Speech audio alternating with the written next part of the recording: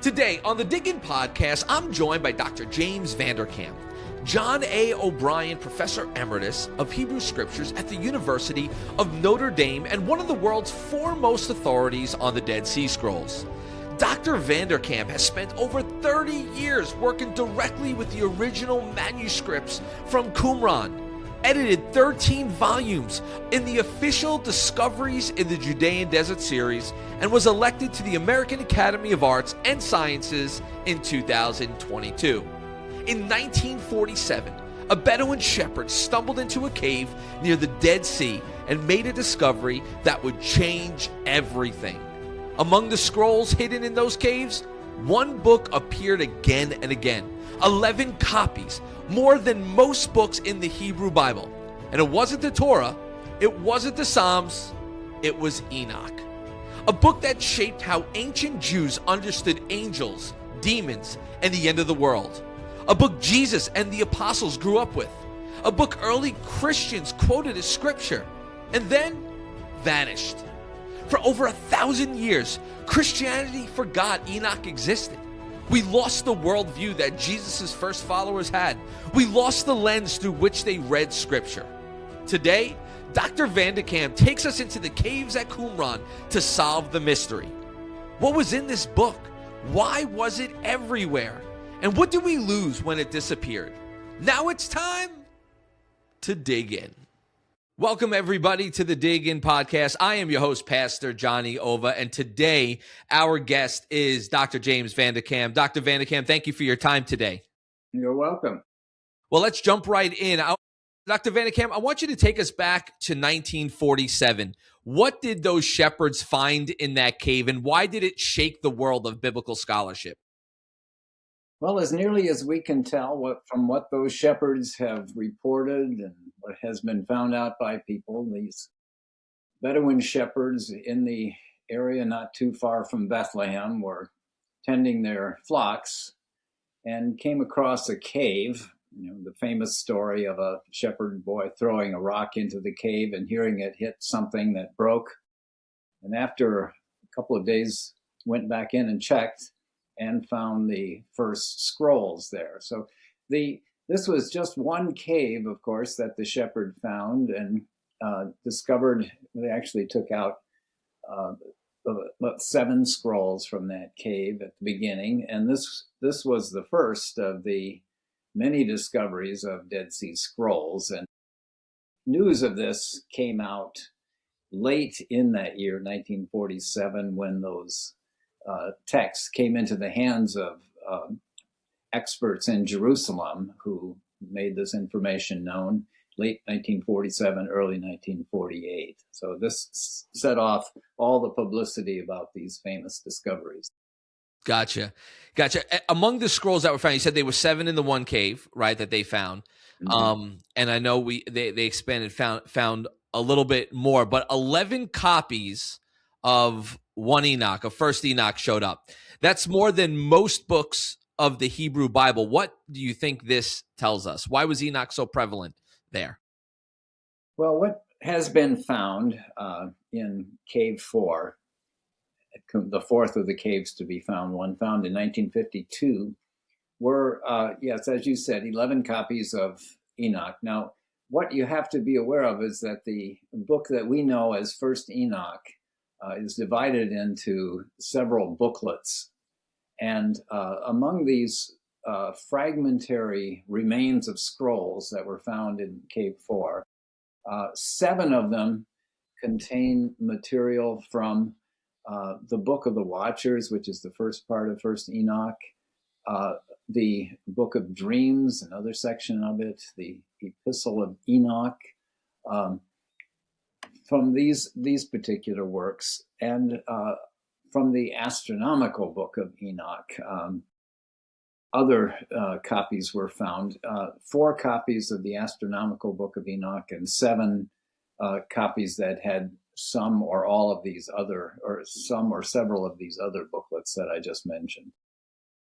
What, for listeners who don't know, what is actually in Enoch? What does it describe?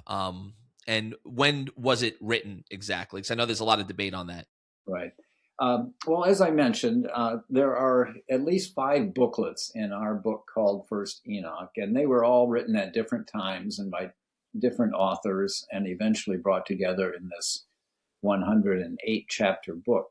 The first part of the book of Enoch is probably the best known. In it, after an introduction, which has to do with God's judgment and so on at the end of time, there is the story about angels who were looking down from heaven on the earth, and they saw women, and they were quite attracted to them. So they decided to come down from heaven. They married women and had children with them. These children turned out to be giants. And the angels are said to have taught women various secrets which they should not have taught them, about herbs and ways of producing makeup and and weapons and all sorts of things. The children of these marriages, the giants, are said to have committed all sorts of deeds of violence on the earth. And eventually, this is what led God to send the flood. And Enoch was asked by these angels who had come down to earth to intercede with God on their behalf. And God rejected the proposal and said, look, you angels should be interceding for people, not people interceding for angels. And then Enoch is taken on a tour of the universe after this by some good angels. A second part of the book of Enoch is the book of parables or similitudes. This one has been of interest to New Testament scholars because it talks about a special figure, one of whose titles is the Son of Man. And naturally, that's used for Jesus in the Gospels. And it's really quite interesting to compare what it says in this part of Enoch with what's in the New Testament. Then I mentioned an astronomical book of Enoch in chapters 72 to 82. I think most people wouldn't be interested in this. It just tells you about the regular motions of the sun, the moon, the stars, things like that. Interesting. There's then a book of dreams, 2 dream visions that Enoch had. These are apocalyptic visions. One that's perhaps better known is called the animal apocalypse, in which human beings are symbolized as animals. Enoch sees this vision, which really tells about Israel's history up to the final judgment and beyond. And then finally, the letter of Enoch is at the end of the book is mostly about teaching the ways of righteousness and things like that. Gotcha. Yeah, we're going to dive a little bit more into each one of those in depth, but great overview of that. Yeah, I know you wrote a definitive commentary on the book of Jubilees as well, another book found at Qumran. How does Jubilees connect to this Enoch literature? Well, I think that Jubilees was written a little later than some of the Enoch booklets. Jubilees connects with the Enoch literature in that Jubilees is a retelling, really, of the material in the book of Genesis and the first half of the book of Exodus. So anyone who knows those books from the Bible would read the book of Jubilees, and much of it would sound really very, very familiar. It takes the history from creation all the way to Moses being on Mount Sinai, receiving the law from the Lord. And Moses is supposed to be the one who is receiving the revelation of the book of Jubilees, according to Jubilees. When it gets to the time of Enoch before the flood, Jubilees has a much longer section about Enoch than we have in Genesis. Genesis gives just a few verses to Enoch, chapter 5, 18 to 24. And Enoch is described somewhat unusually there, as he didn't live nearly as long as the other patriarchs before the flood, like Methuselah, those who lived more than 900 years. Enoch lives only 365 years. It says twice in the Enoch section that he walked with, and then our translations usually say he walked with God. This was often understood in antiquity to mean that he spent time with the angels. Hmm. This is said twice about Enoch in those verses in Genesis. And then at the end, God took him. It does not say that he died. So naturally, people were interested in this enigmatic figure, this unusual figure, and stories developed around him.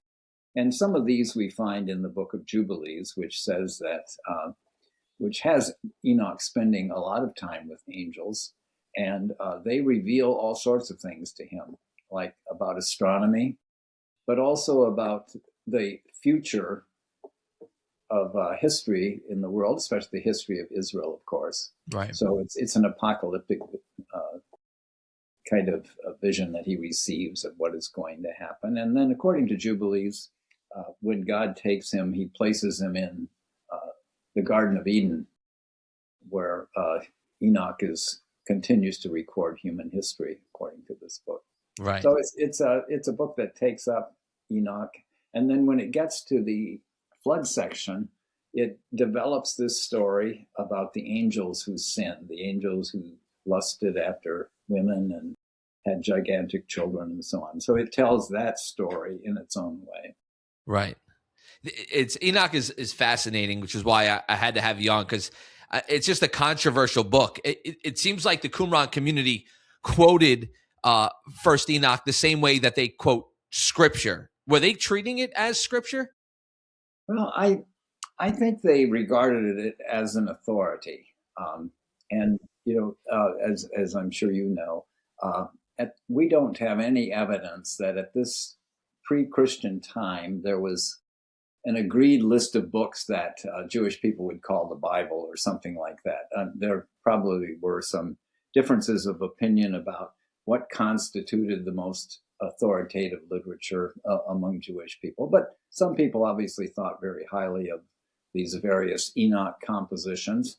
And the people of the Dead Sea Scrolls were one such Jewish group. And as you mentioned earlier, 11 copies of a work is really quite an unusually high number of copies among the Dead Sea Scrolls.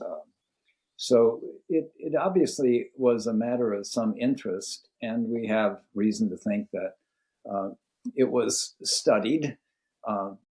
One way in which the book of Enoch, the astronomical book of Enoch, was very important among the Dead Sea Scrolls community was that the calendar that is expressed in those chapters of Enoch,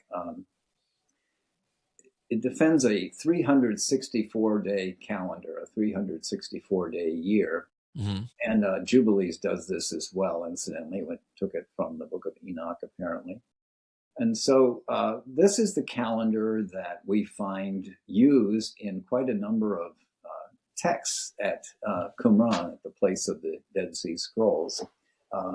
There's a whole series of calendar texts that, again, would be really boring for most people to use, but they show how these people correlated the movements of the sun and the moon, how they dated festivals and that sort of thing. Right. So that is one way in which the Enoch literature was important, but also this story about the sinful angels and also final judgment were important topics.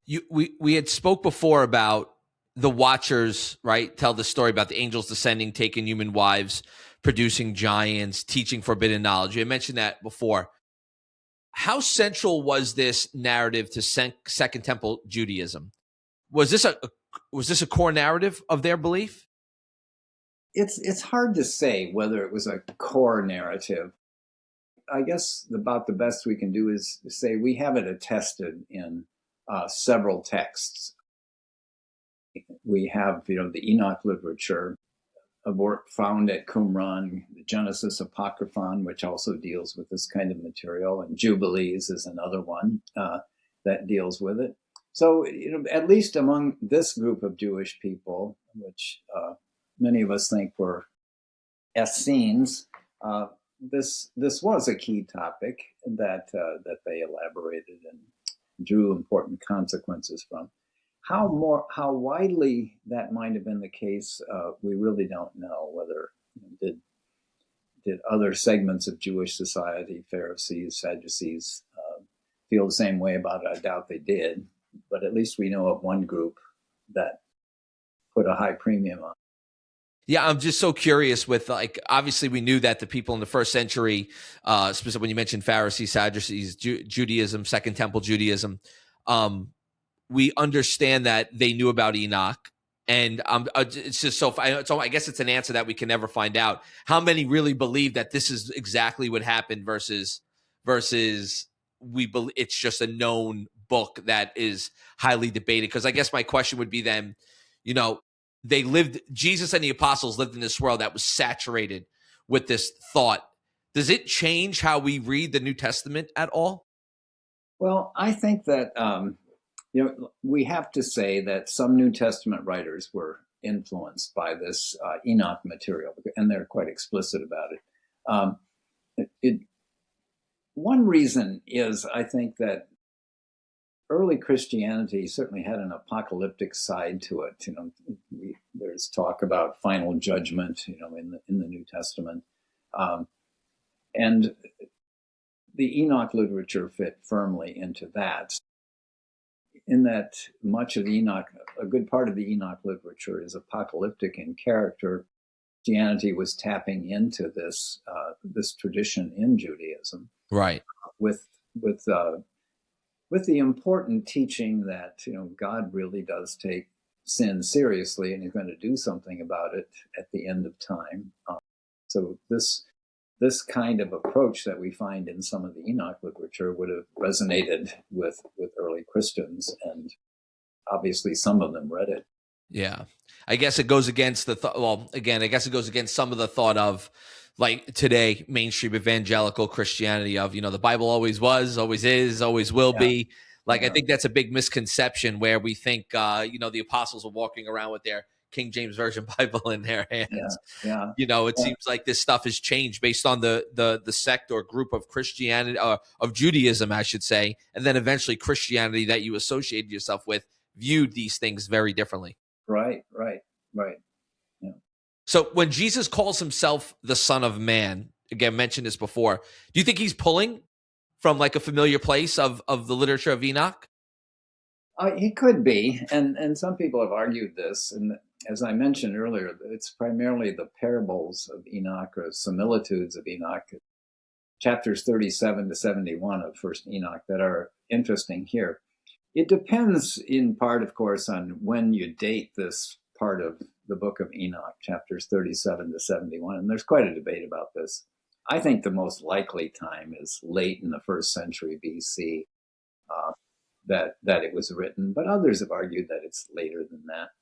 But there are at least really interesting parallels between the Son of Man as pictured in Enoch and Jesus, as the way the term Son of Man is used in some passages in the Gospel, about the Son of Man returning on the clouds of heaven and so on at the time of the end.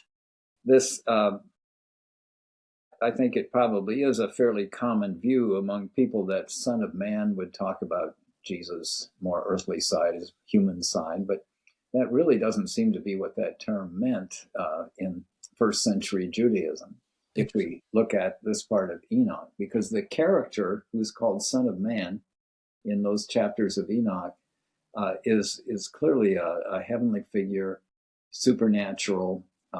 He's also called Messiah, chosen one. He is also one who is coming at the end to judge, to set things straight, to deliver the righteous and punish the wicked and things like that. So there are really interesting similarities in that regard. So it's quite well possible that the writers, like the writer of the Gospel of Matthew, had access to this particular part of Enoch literature and applied it to Jesus, his account of Jesus in that gospel. Right. Can't prove it, but could be. Right. Yeah. We weren't there. Mm-hmm. Right. Exactly. We weren't eyewitnesses. We were there, right?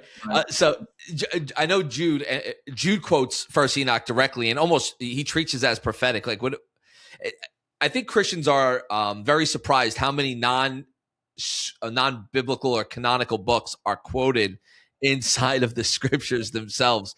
And Jude specifically quotes Enoch a lot. what do we do with that? Like, how do we like, what do we do with something like that? You could get bent out of shape about it, but I think if you look at it historically, it's more interesting than that, more understandable than that. Jude is a good example of what fascinated some early Christians about the Enoch literature, the Enoch stories. And he really emphasizes two things in that famous quote to which you are referring in Jude 15. There's a citation from 1 Enoch 1, verse 9, about God coming at the end and judging the wicked for their evil deeds. And so this is a place that the writer of Jude felt was worth quoting and calling it Enoch prophesied. And he even says Enoch, the seventh from Adam, prophesied. I mean, he's telling you exactly who he has in mind, Enoch, the seventh from Adam, not any other, Enoch, right? And that he prophesied. And then he quotes these words from 1 Enoch 1, verse 9, about the final judgment, about God taking seriously the sins of people. And so he tells his audience that's what God's going to do. And he's done it in the past, as Jude shows by citing some examples. But Jude also earlier on in verse 6 refers to the story about the angels being imprisoned, but God punishing the angels for what they had done, as an example from earlier times of God's judging the wicked. So he knows that story, certainly, and in addition to his quoting from the first chapter of 1 Enoch. So I think that will continue in Christian literature for a while. Those two themes, final judgment and punishment of the angels. Yeah. I mean, even early church fathers like Tertullian, Irenaeus, they cited Enoch as well too as authoritative. Yeah. Do you think a lot of the early church fathers engaged in this book that way? Well, yeah. I once did a survey of these of the early Christian texts that refer to Enoch, and I'm not the only one who's done this, but it's really quite surprising over a fairly large geographical area, and for a couple of centuries, you can cite fairly prominent early Christians who refer to this. And you mentioned Tertullian. He's a great example of. I'm really intrigued by Tertullian, who's writing around the year 200. And he obviously knows the Enoch literature and appeals to it. And we know of Tertullian as not exactly an early feminist. And one of the reasons he cites the book of Enoch, or refers to the book of Enoch, is to refer back to that story about the angels who sinned with women and also taught them illegal things. And among the illegal things he taught them were how to make cosmetics and to beautify themselves and so on. And Tertullian cites this against the practice of women at the time of spending so much time getting themselves beautified. So he can cite Enoch as an authority. But what intrigues me most about Tertullian is that he comes up with an argument about how Enoch really was telling all of this stuff from before the flood. That the book of Enoch is authentic, authoritative literature, because people could say that's nonsense. This would not have survived the flood. This book of Enoch would not have survived the flood. And Tertullian says, "Oh yes, it would." And he says that what happened in those early times was that this book would be passed on from generation to generation, and so certainly. After Enoch, it would have been given to Noah, and Noah would have taken it with him on the ark, and it would have survived the flood, therefore. So that's how Enoch's writing from before the flood continues to exist. It's authentic stuff. So he really is about the only one I've come across who engages in that kind of an argument to defend the authenticity of that. This is really the guy from before the flood who wrote this stuff. Yeah, because that's not it's a very small percentage of people that believe that Enoch actually wrote this book. Right. It's pretty much well agreed upon that Enoch is not the author of the book. And there's many authors, like you said, right? Of the four. So. That's right. And as nearly as we can tell, the earliest Enoch literature comes from maybe the late 200s BC, early 100s BC. So it certainly doesn't go back before the flood. Sure. Now, this book was everywhere in ancient Judaism and early Christianity, like we've been discussing. That it just seems to have just vanished. What happened? Yeah.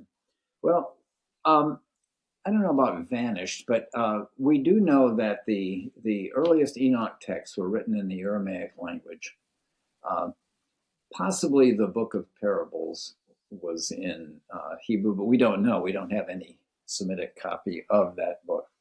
But we do know that the Enoch literature was translated into Greek, and we have some fairly fragmentary copies of Greek translations, like of the Book of Watchers or the Book of Dreams and so on. So we have a fairly extensive amount of evidence for this Greek translation. This has been published and translated and so on. In Egypt, copies were found. It apparently interested people there. And we also know that eventually this was passed down later on into Christian chronographers in Byzantine times, who wrote up some of this stuff as well. But it was at some point translated into the language of Ethiopia, the classical language of Ethiopia, in early Christian days in Ethiopia, the Gez language. And that is the only form in which we have the Book of Enoch completely preserved, only in this Ethiopic translation from the Greek of the Aramaic originals.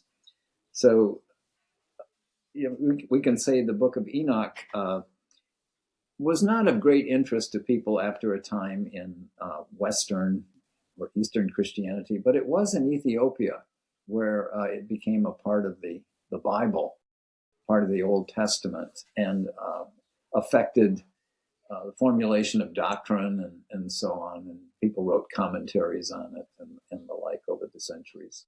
How accurate is the Ethiopian copy compared to what you found at Qumran? It's, I could say in general, it's quite accurate. Certainly not exactly the same, depending on what part of the book you're talking about. Let's say the material about in the Book of the Watchers, it's a decently close reflection of what we find in the Aramaic fragments. The book of the astronomical chapters of Enoch, it's a little different there. It seems like in the Ethiopic translation, we have an abbreviation of what was once a much longer text, probably for understandable reasons, because not that many people care to have long astronomical explanations, and certainly not having them read in church. Right. Oh man, that's I get, man. When I meant, I guess, vanished, I'm talking like it seemed like it was part of their everyday faith experience, and then especially here in where I'm in the U.S., Enoch is like it's like a taboo book. It's not in the canon. It's not in the scripture that we read. What do you think would happen? Did we lose anything from Enoch not being canonical inside of our scripture? What do you think would have changed if it was included? Well, let's look first at the item you mentioned earlier about its disappearing. It's true to say that after the first couple of centuries, we really do not find very many positive uses of the Enoch literature in early Christian texts. Already, by the 3rd century or so, some people are raising questions about this core story in the Enoch literature about the angels who descended from heaven and married women. And a different interpretation won the day, and it was That story is based on Genesis 6, 1 through 4, the story about the sons of God who married the daughters of men. It's a very strange passage, still puzzles commentators today, but it's placed right before the flood account. And naturally enough, this raises one's curiosity about it. What is it telling us about the flood account? But an interpretation of the sons of God in that part of Genesis 6 and the daughters of men was that the sons of God were the descendants of Seth, the good people, and the daughters of men were the descendants of Cain, the bad people. And so under this interpretation, what that section of Genesis is talking about is the mixing of righteous people with unrighteous people, and these marriages producing all sorts of problems, which then was followed by the flood. And that interpretation became a more widely accepted one in early Christianity. I think St. Augustine is an important figure in this regard. He interpreted the passage. He thought it was more likely that the passage in Genesis, talked about the Sethites versus the Cainites, that this made more sense. And he pointed out that, sons of God, sometimes righteous people are called angels in the Bible. He points out a couple of places where this happens. And he also said that in Genesis 6, verse 3, where God says, "My spirit will not remain on man forever, for his days will be 120 years."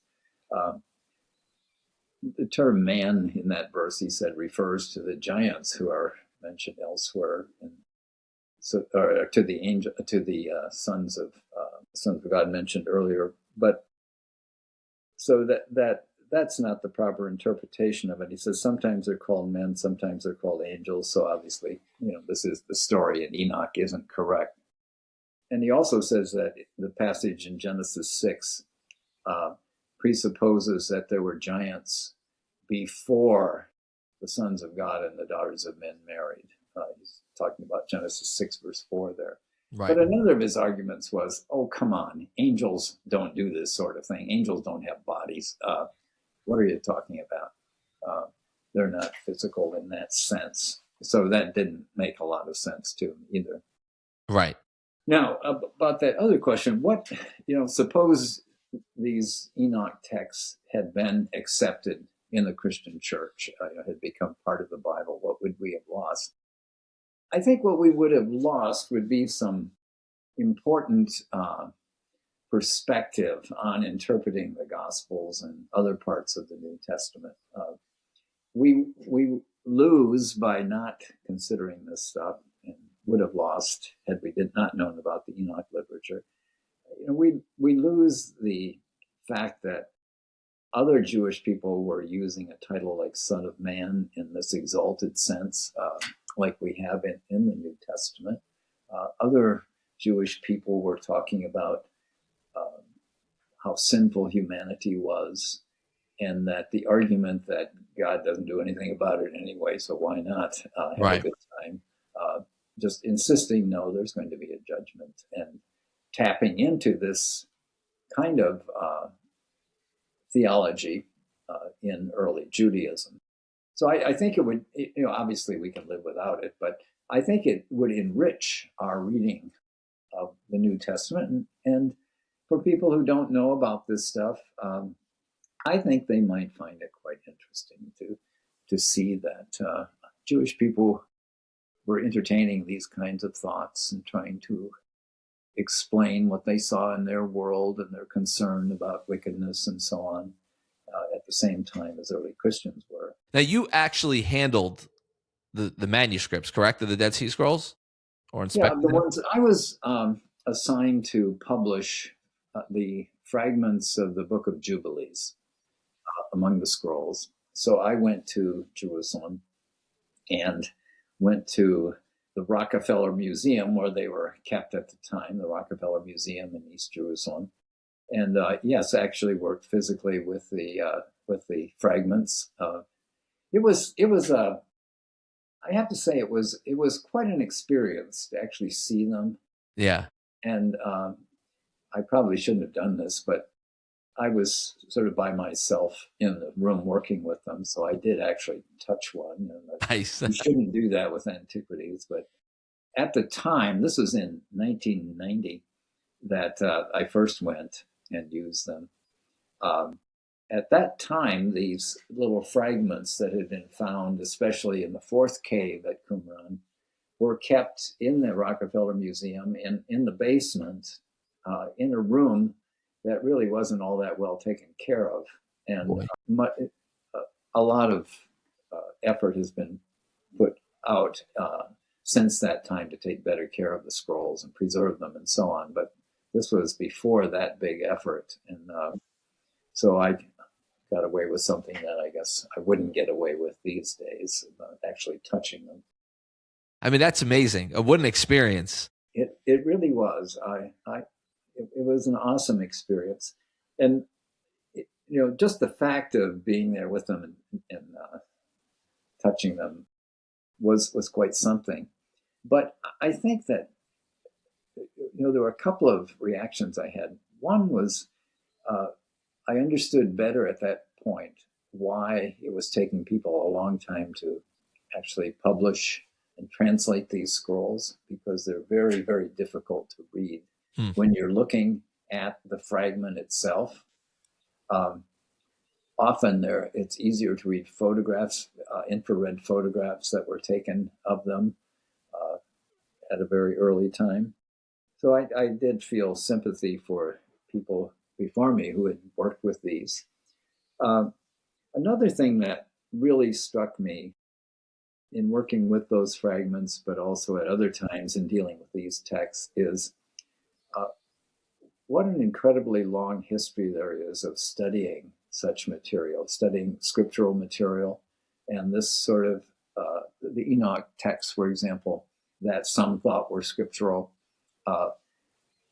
how important they have been to a lot of people for many centuries now, and what a privilege it is to continue in that tradition and to be studying this material, to understand the Bible. Truly incredible. Dr. VanderKam, I can't thank you enough for your time today.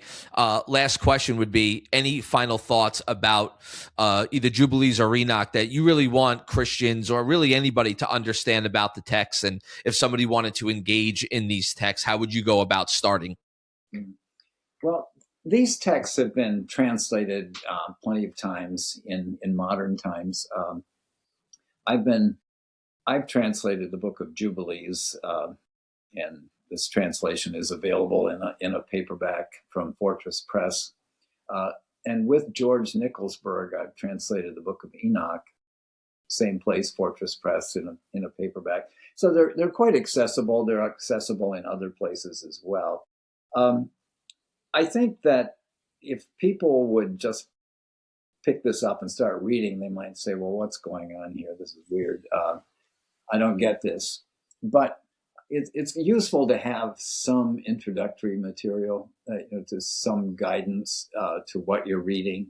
And there are plenty of good introductions to the Dead Sea Scrolls or introductions to early Jewish literature that are available to people. In a selfish way, I could point to my own introductions to these, but to the scrolls or to early Judaism. But which we will link. It would be helpful to people to have some sort of introduction or guidance like that to get an idea of what's going on.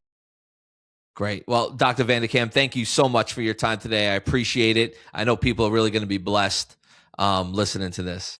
Well, thank you. I've enjoyed our discussion. All right. Thanks for tuning in to the Dig In Podcast with me, Johnny Ova. If you enjoyed today's episode, make sure to like, share, and subscribe. Follow us on YouTube, and don't forget to rate us 5 stars on Apple, Spotify, or wherever you listen. You can also check out more at soh.church. See you next time as we keep digging in.